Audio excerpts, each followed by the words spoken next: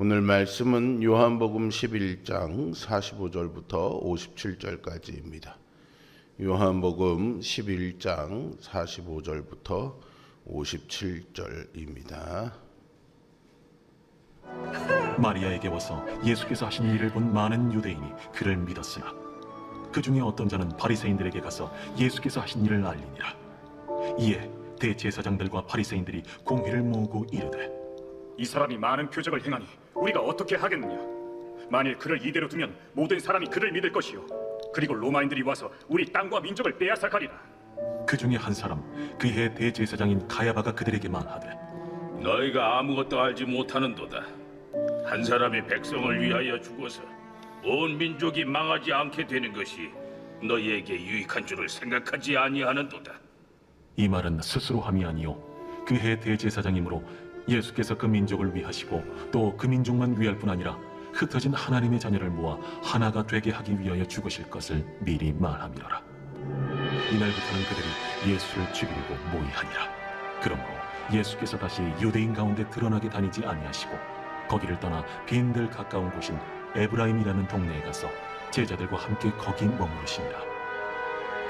유대인의 유월절이 가까우매 많은 사람이 자기를 성결하게 하기 위하여 유월절 전에 시골에서 예루살렘으로 올라갔더니 그들이 예수를 찾으며 성전에 서서 서로 말하되, 너희 생각에는 어떠하냐?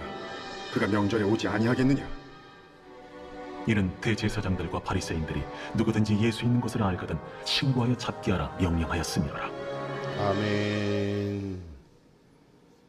하나님의 백성이 살아가야 되는 현실은요, 때로는 가시밭길과도 같습니다. 악이 득세하는 세상에서 우리의 믿음이 도전받고 원치 않는 고통을 당할 때도 있죠. 예수님이 처하신 상황이 그러했습니다. 점점점 그 상황은 악화돼 가고 있습니다. 유대교 지도자들의 적대감이 절정에 달해 예수님을 죽일 음모를 꾸미죠. 공관복음은 대제사장을 비롯한 유대교 지도자들이 예수님을 죽인 결정적인 계기로 성전 청결 사건을 들고 있지만 요한복음은 나사로의 부활을 제시합니다. 이미 저들이 무엇을 할지 알고 계셨던 예수님은 이제 자신이 직접 부활과 영생의 증거가 되실 준비를 시작하셨습니다. 우리는 종종 하나님의 뜻이 이루어지는 과정에서 예상치 못할 역설을 발견하게 되는데요. 요셉의 형들이 악한 의도로 요셉을 팔았지만 하나님은 그 일을 통해서 요셉의 가족을 구원하셨습니다. 오늘 본문에서도 공회의 악한 계획이 드러납니다. 그러나 그들의 의도와는 다르게 하나님은 그 계획을 사용하셔서 우리를 구원하실 길을 여시죠. 하나님은 인간의 악한 계략까지 도구로 사용하셔서 뜻을 이루십니다. 나사로의 죽음을 애도하러 왔던 유대인 중에 나사로가 살아난 것을 목격하고 예수님을 믿는 자들이 많았습니다. 사실 그런 표적을 보고도 믿지 않는 것이 더 이상하죠. 이 놀라운 소식으로 인해 대제사장과 바리새인들이요 산헤드린 공회를 소집하게 됩니다. 당시 유대인들은 로마 제국 전역에 흩어져 살았지만요, 어디에 살고 있든 유대인이라면 모두가 다 그 결의에 따랐을 정도로 산헤드린의 권위는요 의결이 아주 높고 또 권위 있는 의결 기구였습니다. 만약 산헤드린이 정상적이었다면은 당연히 예수님을 메시아로 인정하고 왕으로 모시자 결의했을 것입니다. 그러나 이들은 예수님이 하신 그 일이 하나님의 역사임을 부인할 수 없는데도 자신들의 기득권을 잃을까봐 예수님을 대적하고 있습니다. 그들은 하나님이 아니라 로마를 두려워했고 하나님의 나라가 아니라 자기 기득권을 소중히 여겼습니다. 이것은 그들이 이스라엘의 지도자가 될 수 없다는 확실한 증거였습니다.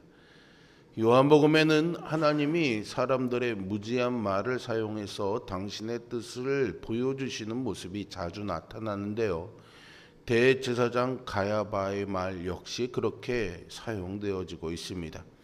한 사람이 백성을 위해서 죽음으로 온 민족이 망하지 않는다는 그의 말은 예수님의 대속적인 죽음을 잘 표현해주고 있습니다. 여하튼 가야바는 대제사장이었기에 예수님은 대제사장에 의해서 선택되어진 유월절 어린 양이 되셨습니다. 그리고 유대인 전체를 대표하는 사내들인의 의장인 제사장 가야바가 예수님이 죄가 없음에도 불구하고 그분을 죽일 것을 선포하고 그 회원들은 구체적인 실천 방안을 모의합니다. 이제 유대인들은 공식적으로 하나님의 아들을 죽이기로 결정하고 모의했으므로 유대인은 그 혈통에도 불구하고 하나님의 백성이 아니라 하나님의 원수가 되었습니다. 진리를 따르기보다는 기득권을 지키려 했던 가야바와 사내들이는 결국 유대인들을 영원한 저주에 빠뜨렸습니다. 사내들인의 결의를 알게 된 예수님은요, 제자들과 함께 유월절까지 에브라임이라는 곳에 머무십니다. 유대인들이 예수님을 돌로 치려 했을 때가 수전절이었고요. 베다니로 가겠다고 하실 때 제자들이 유대인들의 위협에 대해서 언급했으므로 그리 오랜 시간이 지나지는 않았을 것이니 유월절이 있는 니산월 1월까지 약 3개월 정도를 에브라임에 피신해 계셨던 것으로 보입니다. 하지만 그 기간에 예수님에 대한 사람들의 관심은 오히려 더 커졌고요. 사내들인이 예수님을 체포하라는 명령을 내렸기 때문에 유월절을 맞아 예루살렘에 모인 사람들은 과연 이 예수가 예루살렘에 올 것인지에 대해서 큰 관심을 가지게 됩니다. 12장으로 넘어가게 되면 예수님과 이 사내들인의 대결에서 예수님의 완승, 사내들인의 완패가 선포되고 예수님은 왕으로 인정되실 것입니다. 죽은 나사로가 살아난 사건은 유대교 지도자들에게 큰 충격과 위협으로 다가왔습니다. 그들은 사람들이 나사로를 살린 그 나사로의 사건을 널리 전한다면은 모든 백성들이 예수님께 몰려들 것이고 이 일로 로마 군대가 출동한다면 민족 전체가 어려움에 빠질 것으로 생각했습니다. 그러나 그들은 진심으로 자기 민족을 염려한 것이 아니라 정치적으로나 종교적으로 확고했던 그들의 입지가 흔들리는 것을 우려했습니다. 그래서 그들은 더 이상 예수님을 놔둘 수가 없어서 죽여야 한다는 결론을 내렸던 것이죠. 이런 적대적인 분위기 속에서 예수님은 사역을 멈추시고 에브라임으로 피신하셔야만 했던 것입니다. 예수님을 둘러싼 악인들의 극에 달한 위협과 같은 상황을 우리도 마주할 때가 있습니다. 악이 승리하고 우리는 견딜 수 없는 억울한 상황에 놓일 수 있죠. 하지만 예수님이 악에게 패배하신 듯 보이는 상황 속에서도 놀랍게도 하나님의 뜻은 어그러짐 없이 이루어지고 있었습니다. 대제사장 가야바의 예언처럼 예수님의 죽으심으로써 이스라엘 민족뿐 아니라 흩어진 하나님의 자녀들을 한데 모으는 하나님의 구원 역사가 성취되고 있었습니다. 하나님은 우리가 당하는 악한 상황도 사용하셔서 이 땅에 당신의 뜻을 이루어 가십니다.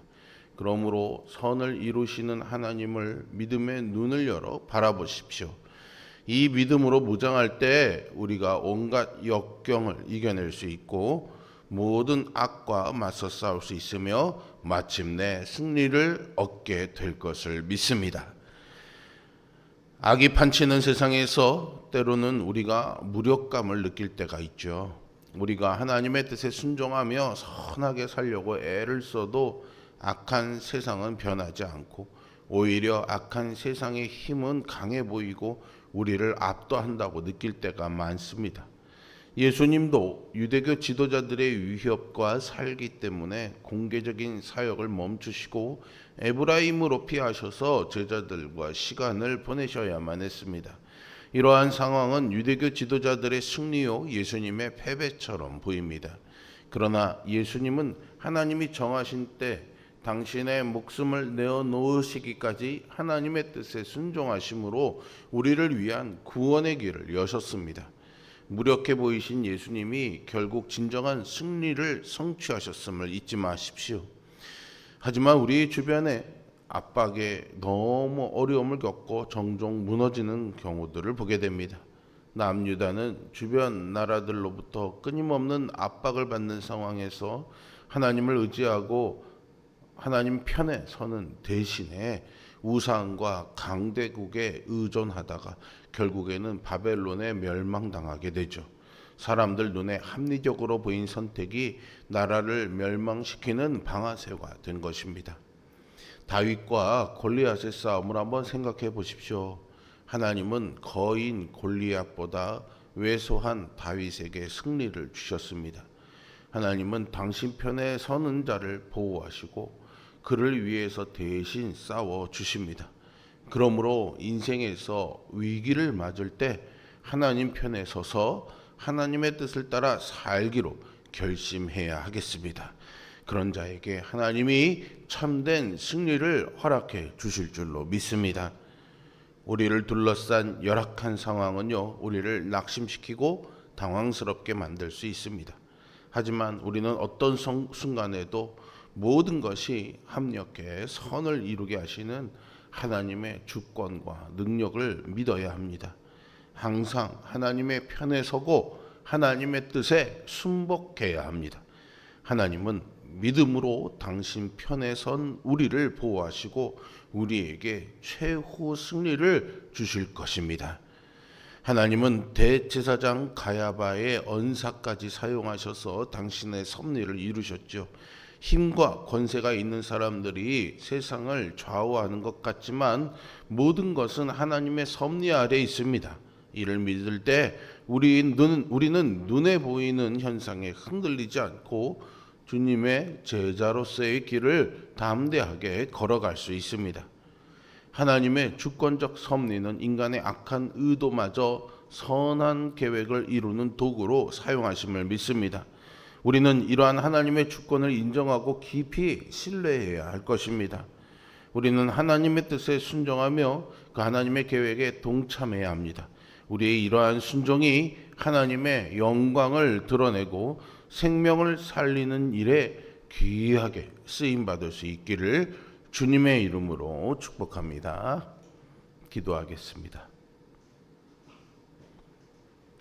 선을 이루시는 아버지 하나님, 우리의 눈앞에 있는 세상의 악함 속에서 우리는 속절없이 무너질 때가 많습니다. 우리 안에 있는 죄악의 본성에 이겨내지 못하고 무너질 때가 너무나 많습니다. 하나님, 이런 우리를 긍휼히 여겨 주시옵소서. 오늘 이 새벽에 기도할 때 우리가 그런 죄악의 힘에 무너져 하나님의 말씀을 듣지 않고 내 정욕대로 욕심대로 내 뜻대로 살아온 죄악들이 있다면 통회하고 회개하는 심령을 허락하여 주시옵소서. 돌이킬 때에 우리를 내치지 아니하시고 긍휼하게 여겨주시며 자녀로 불러주시고 죄를 맑게 씻어내 주시며 회복시켜 주시는 하나님의 은혜를 구합니다. 주님, 주님의 은총 앞에 다시 한번 서서 주님의 도우심과 은혜를 구하며 기도하오니 하나님, 당신의 능력의 손으로 우리를 주장하시고 붙잡아 주시옵소서. 여전히 우리를 위협하는 악한 일들과 세상의 죄악들 속에서 하나님, 우리를 지켜주시고 그런 것에 휘둘리지 아니하고 하나님 말씀에 순복하여 살아가는 우리 모두가 될 수 있도록 성령 충만한 은혜 이 시간 우리 모두에게 허락하여 주시옵소서. 오늘도 그 은혜로 승리하는 삶이 되도록 우리를 인도하여 주옵소서. 예수 그리스도의 이름으로 기도합니다. 아멘. 하늘에 계신 우리 아버지, 아버지의